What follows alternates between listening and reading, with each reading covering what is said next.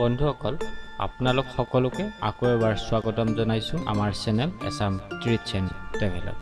বন্ধুসকল আমাৰ এই পৃথিৱীখন অতি ৰহস্যজনক আৰু এই ৰহস্যজনক পৃথিৱীখনত সদায় মানুহে কিবা নহয় কিবা নতুন নতুন ৰহস্য আৱিষ্কাৰ কৰিয়ে থাকে আৰু যিবোৰ ৰহস্যৰ বিষয়ে আমি প্ৰথমতে কেতিয়াও নাজানো। আজি আমি আপোনালোকৰ লগত এনেকুৱা কিছুমান ৰহস্যময় শিলৰ বিষয়ে আলোচনা কৰিম যিবোৰৰ বিষয়ে হয়তো আপুনি প্ৰথমতে কেতিয়াও শুনা নাই আৰু এই ৰহস্যময় শিলবোৰে প্ৰকৃতিৰ নিয়মকো উলংঘা কৰে। তেনেহলে আহক আজি আমি এই ভিডিঅ'টোলৈ আগবাঢ়ো। বন্ধুসকল প্ৰায় ২৫০০ বছৰ পুৰণি এই শিলটো ম্যানমাৰত অৱস্থিত হৈ আছে। এই শিলটো এনেকুৱা ঠাইত আছে যিটো দেখিলে আপুনি হয়তো ভাবিব যে এইটো যিকোনো সময়তে ইয়াৰ পৰা খহি পৰিব পাৰে, কিন্তু এইটো অসম্ভৱ, কাৰণ এই শিলটো এইটো জাগাৰ পৰা কেতিয়াও পৰি নাযায়। তাতে থকা মানুহসকলৰ মতে এইটো বুদ্ধদেৱৰ অতি চমৎকাৰী শিল, যিটো শিল এই ঠাইৰ পৰা কেতিয়াও পৰি যাব নোৱাৰে। কিন্তু অতি আচৰিত কথা যে ৩২০০ ফুট ওপৰত থকাৰ পিছতো ইমান হাজাৰ বছৰৰ পৰা এই শিলটো একে ঠাইতে থিয় হৈ আছে আৰু সেইবাবেই এতিয়া এই শিলটো চাবলৈ দেশী বিদেশী পৰ্যটকৰ ইয়াত ভিৰ কৰা পৰিলক্ষিত হৈছে।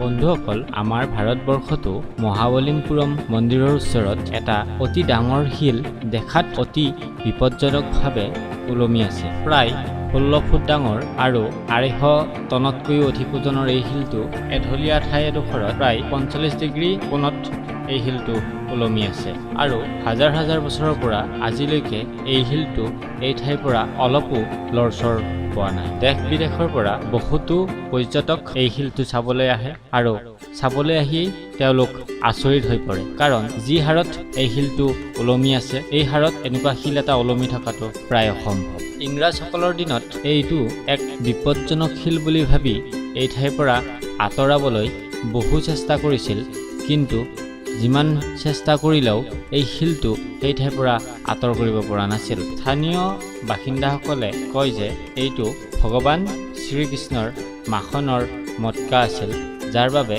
এইটো এটা অলৌকিক শিল আৰু ইয়াক কোনেও ইয়াৰ পৰা লৰচৰ কৰিব নোৱাৰে।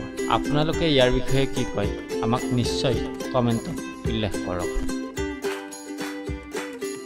বন্ধুসকল বিলডেন এনেকুৱা এজন ব্যক্তি যিজন ব্যক্তিয়ে প্ৰকৃতিৰ সকলো নিয়মকো ওলোটা কৰিব পাৰে। এওঁ শিলসমূহেৰে বনোৱা কলাকৃতিসমূহ দেখিলে সকলো মানুহ আচৰিত হৈ পৰে। এওঁ সৰু শিলৰ ওপৰতো এই শিলবোৰৰ এটা অংশৰে ডাঙৰ শিলবোৰ ৰাখিব পাৰে, বা এটা সৰু শিলৰ ওপৰত এটা ডাঙৰ শিল, আকৌ এটা সৰু শিলৰ ওপৰত এটা ডাঙৰ শিল, এনেকৈ এওঁ ধুনীয়া কলাকৃতি তৈয়াৰ কৰিব পাৰে। বিলে শিলসমূহৰ দ্বাৰা এনেকুৱা কিছুমান কলাকৃতি বনাই যিবিলাক হয়তো আমি কেতিয়াও ভাবিবকে নোৱাৰোঁ। এওঁৰ হাতত এনেকুৱা এটা কলা আছে যে এওঁ অকল শিলেই নহয়, যিকোনো বস্তু যিকোনো এটা কোণত এনেকুৱাভাৱে সজাব পাৰে যিবোৰ আমাৰ সাধাৰণ মানুহে কেতিয়াও কৰিব নোৱাৰে।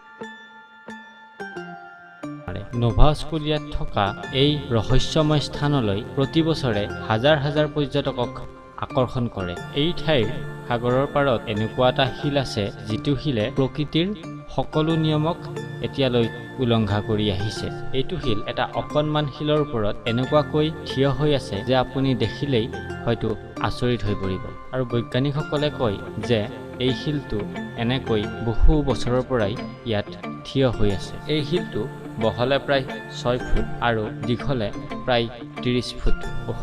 আৰু ইমান ডাঙৰ এটা শিল অকণমান সৰু শিল এটাৰ ওপৰত যেনেকৈ থিয় হৈ আছে, এইটো সঁচাই চমৎকাৰতকৈ আন কোনো নহয়।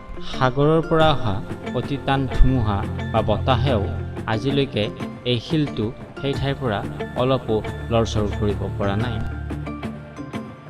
বন্ধুসকল গ্ৰেগ বোল্টন নৰৱেত থকা এনেকুৱা এটা শিল যিটো শিল নেকি দেখিবলৈ সাধাৰণ শিলৰ দৰেই, কিন্তু এই শিলটো যি ঠাইত অৱস্থিত হৈ আছে আপুনি দেখিলে হয়তো বিশ্বাস কৰিব নোৱাৰিব, কাৰণ এই শিলটো দুখন থিয় পাহাৰৰ মাজত ওলমি আছে। প্ৰায় 3300 ফুট উচ্চতাত থকা এই শিলটো চাবলৈ প্ৰতি বছৰে বহুত পৰ্যটক এই স্থানলৈ অহা দেখা যায়, আৰু বহুতো পৰ্যটক কেৱল এই শিলটোত উঠিবলৈকে নৰৱেলৈ অহা দেখা যায়, আৰু বহুতো পৰ্যটকক এই শিলটোৰ ওপৰত উঠি কিছুমান অদ্ভুত ধৰণৰ কলা প্ৰদৰ্শন কৰা দেখা যায়। ইমান দুৰ্গম স্থানত থকা স্বত্বেও কিন্তু আজিলৈ এই শিলটোৰ পৰা কোনো ব্যক্তি হতাহত হোৱাৰ খবৰ শুনিবলৈ পোৱা নাই। বন্ধুসকল, আপোনালোকৰ যদি এই ভিডিঅ'টো ভাল লাগিছে তেনেহ'লে লাইক কৰক, শ্বেয়াৰ কৰক আৰু চেনেলটি নিশ্চয় ছাবস্ক্ৰাইব কৰক। তেনেহ'লে আজিলৈ ধন্যবাদ। জয় আই অসম।